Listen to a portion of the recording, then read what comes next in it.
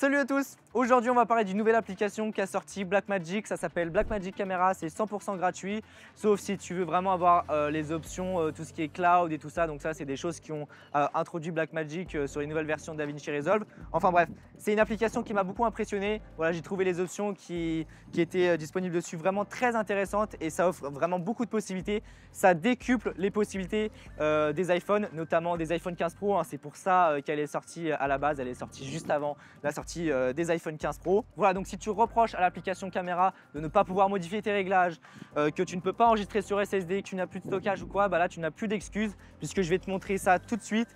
C'est vraiment très impressionnant. Allez, on est parti, donc on démarre l'application Blackmagic Camera, donc c'est sorti il y a vraiment pas longtemps, donc je pense forcément qu'il va y avoir des mises à jour et tout ça parce que c'est vrai que perso, je pense que ça manque aussi encore de 2-3 petites fonctionnalités, mais c'est déjà vraiment très complet. Alors déjà, qu'est-ce que l'on va retrouver? Tous les réglages caméra comme sur une caméra classique. Donc que ça soit les ISO, le shutter, l'ouverture, on ne peut pas la modifier puisqu'on est sur une ouverture fixe sur les iPhones.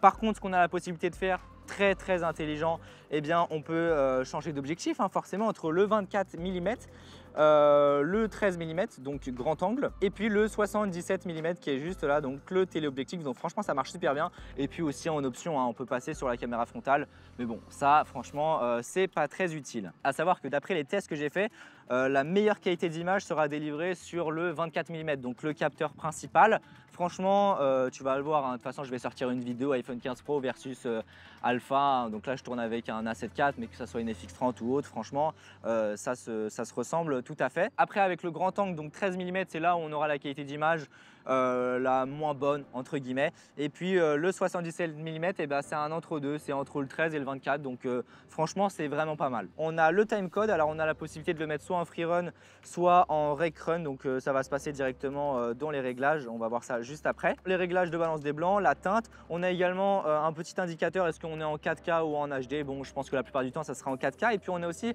un indicateur du pourcentage de la batterie de l'iPhone, donc ça vraiment très pratique de l'avoir directement sur l'interface. Maintenant, juste en dessous, on va avoir un petit histogramme, voilà, en RVB, donc ça c'est vraiment très appréciable. On va avoir juste en dessous les informations d'enregistrement, de stockage. Donc là on peut voir qu'il y a 0 minutes d'enregistrement parce que tu vas le voir, on va avoir la possibilité de connecter des SSD, ça marche vraiment bien. Et puis après tu peux choisir vraiment la destination finale du fichier. On va voir ça juste après. Ensuite, on a le vumètre, voilà, pour tout ce qui est audio, à savoir que voilà, tu vas pouvoir brancher pourquoi pas des DJI mic en USB-C. Par contre, si tu branches un SSD plus des DJI mic en USB-C, eh bien, il va falloir acheter un split USB-C. J'ai pas encore testé pour voir si ça marche, mais normalement ça devrait marcher sans aucun souci. Maintenant sur la droite, eh bien c'est là où on va retrouver tous nos outils. Juste là, on va avoir tout ce qui est aide d'affichage ou aide de prise de vue, de monitoring. Donc là, on va avoir les zébras, donc on/off avec le pourcentage. Tout ce qui est picking, juste là, tu vois. Donc ensuite, pareil, tu peux régler l'intensité du picking. On va avoir tout ce qui est quadrillage avec les marqueurs au centre et tout ça. Et il me semble que tu peux même modifier la couleur des marqueurs. On a également les marqueurs de ratio. Donc voilà, tu vas avoir plein de ratios juste là, que ce soit pour les réseaux sociaux ou ratio ciné. On va avoir également juste là les zones de sécurité. Voilà, donc si jamais tu veux appliquer un crop dans ton image, voilà, petite zone de sécurité. On va avoir aussi tout ce qui est false color, juste là, avec l'échelle d'intensité qui est juste à côté. Et enfin, tout ce qui est lutte, donc tu actives ou non les luttes. Et pour importer des luttes, de base, on n'en a aucune sur le téléphone. Donc tu peux soit en télécharger sur Internet, soit tu ouvres DaVinci Resolve sur ton Mac et puis tu airdrop les luttes que tu utilises habituellement. Voilà, ça se passe très bien, tu enregistres ça dans tes fichiers. Et puis après, tu as juste à aller chercher les luttes. On a également, ça c'est bien, tous les paramètres de stabilisation. Voilà, Apple a introduit tout ce qui est les modes action sur leur application caméra, ça marche plutôt bien. Là voilà, ils ont fait exactement la même chose sur Blackmagic Camera. Alors je ne sais pas si c'est aussi puissant, mais en tout cas ça y est, donc ça c'est très appréciable. On a un petit mode standard, tu vois, donc ça stabilise quand même vraiment bien. Un petit mode cinématique, donc j'imagine que ça va être peut-être un peu plus smooth, et un mode extrême, donc là c'est le mode de stabilisation maximum. Alors j'ai l'impression que c'est pas parfait, par contre il y a parfois des petits à-coups, tu vois, c'est pas ultra fluide comme ce que l'on pourrait faire, pourquoi pas avec un Ronin. Mais voilà, je pense qu'encore une fois, ça va être amélioré avec les mises à jour. Et puis si ça se trouve, même dans le futur, on va pouvoir récupérer les données gyroscopiques et puis stabiliser ça, stabiliser les plans sur l'ordi. On va également retrouver à la fin tout ce qui est paramètres du projet. Ça, c'est quelque chose qui est vraiment dédié à tout ce qui est appareil Blackmagic, que ce soit sur les caméras Blackmagic, les vidéos assist, On retrouve toutes ces métadonnées aussi sur DaVinci Resolve. Donc voilà, tu as la possibilité vraiment de mettre toutes les informations du projet, que ça soit le type de caméra, l'opérateur, à quelle scène on est, quelle prise, est-ce qu'on est sur une bonne prise, intérieur, extérieur, jour, nuit. Enfin voilà, toutes ces métadonnées là, on va les retrouver sur DaVinci Resolve. Tu vas pouvoir trier. Donc par exemple, à chaque fois que tu fais une bonne prise, eh bien, tu mets Good Take. Et comme ça, une fois que tu es sur DaVinci Resolve, eh bien, tu fais trier par bonne prise et tu vas avoir tous tes plans voilà, qui sont bons finalement. Enfin, tout à droite, donc on va avoir tout ce qui est interface caméra. Donc là, on est dessus. On va avoir tout ce qui est média. Alors là, c'est là où quand tu vas connecter un SSD ou quoi, tu vas avoir tous tes médias. Donc là, en l'occurrence, ils apparaissent pas parce que c'est sur le SSD que j'ai pas encore connecté. On a également la possibilité, voilà, avec le chat qui est juste là. Et puis on a également, tu vois, c'est marqué là, Blackmagic Cloud. Alors ça, c'est quelque chose qu'ils ont introduit il n'y a pas longtemps, le cloud Blackmagic. Donc c'est sous forme d'abonnement. Il me semble que c'est pas très cher. Et voilà, ça permet de travailler en équipe, d'avoir vraiment tous ces projets qui sont sur le cloud de Blackmagic. Et puis, en l'occurrence, avec cette application-là, ça va te permettre voilà, d'exporter les fichiers proxy dès l'enregistrement. Donc voilà, tu enregistres, il va y avoir un fichier proxy qui va être enregistré, qui va être voilà, monté sur le cloud pour que ton monteur qui est sur DaVinci Resolve eh bien, puisse récupérer les fichiers et puis commencer le montage. Voilà, tu peux trier par localisation, par scène, donc ça c'est… Voilà, on retrouve quand même pas mal de choses que l'on a sur DaVinci Resolve et sur les autres caméras de Blackmagic. Voilà, tu peux sélectionner des trucs, tu peux monter des choses sur le cloud, tu vois, tu sélectionnes et hop, tu les fais monter sur le cloud ou tu peux les airdrop également. Voilà. Vraiment, l'application a été pensée pour iOS. Tu peux airdrop des fichiers, donc ça, c'est vraiment très bien pensé. Et ensuite, on arrive à tout ce qui est intéressant, tout ce qui est paramètres de l'application. Alors, on va commencer par tout ce qui est SSD. C'est vrai que c'est quelque chose qui a fait beaucoup de bruit quand l'iPhone 15 Pro est sorti. Voilà, on a la possibilité de connecter des SSD pour enregistrer en ProRes.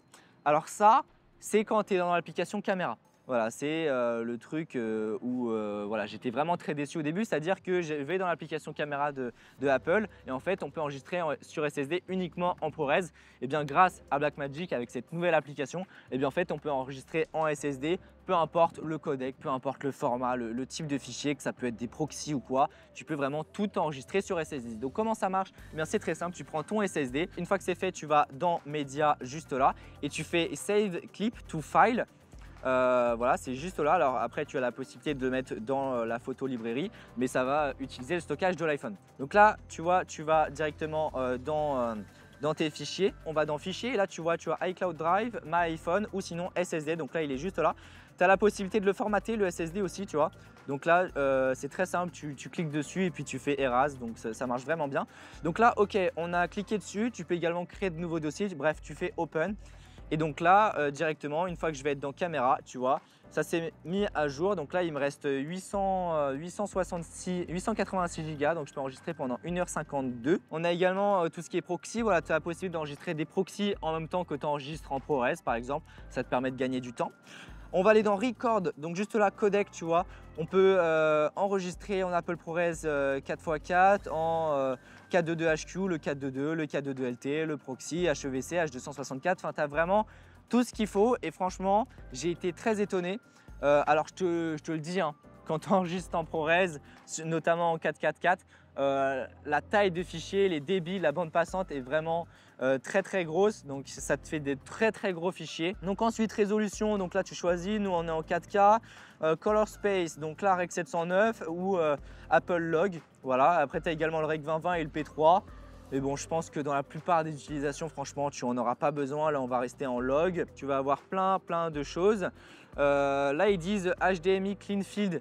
Alors peut-être, je ne sais pas encore comment ça marche, mais tu as la possibilité voilà, d'avoir un moniteur externe. Donc voilà, franchement, c'est une application qui est très complète. Les possibilités sont juste ouf et ça donne vraiment envie de tourner avec. Je pense que voilà, si tu veux garder un obturateur à 180 degrés par exemple, eh bien, il te faudra forcément des filtres ND. Donc il existe des marques hein, qui ont fait des coques, des systèmes de filtres et tout ça. Ça coûte plutôt cher, mais voilà, c'est des choses qui se font, qui se trouvent sur Internet. Ils vont probablement faire des mises à jour pour ajouter pourquoi pas des aides à la prise de vue. Moi j'aimerais bien qu'ils ajoutent plus de scope, qu'ils améliorent tout ce qui est stabilisation. Enfin, voilà, je pense qu'on est sur la première version du logiciel. Donc c'est déjà vraiment très complet, c'est vraiment une très belle réussite. Et en tout cas, voilà, je te mets bien sûr tous les liens en description. Je ne suis pas du tout payé par Blackmagic, hein, c'est moi qui ai voulu faire cette vidéo parce que j'ai vraiment trouvé l'application très complète. Et voilà, je vais faire plein de vidéos en rapport avec l'iPhone 15 Pro parce que c'est vrai qu'il y a quand même vraiment beaucoup de possibilités. Voilà, j'espère que cette vidéo t'aura plu. N'hésite pas à mettre un pouce bleu, à t'abonner pour en voir plus. Si tu as des questions, n'hésite pas, hein, c'est dans les commentaires. Et puis sur ce, on se retrouve pour une prochaine vidéo. Allez, salut!